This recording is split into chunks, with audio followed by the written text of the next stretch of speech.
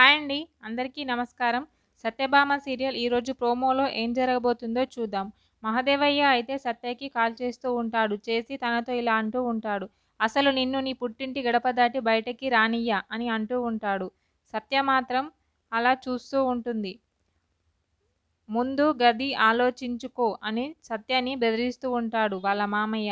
వెంటనే సత్య "రేపు రమ్మంటారా" అని కోపంగా అడుగుతూ ఉంటుంది. వెంటనే మహదేవయ్య "రేపు సూర్యుడు ఉదయించక ముందే నీ ఇంట్లో కొత్త సమస్య ఉదయిస్తుంది.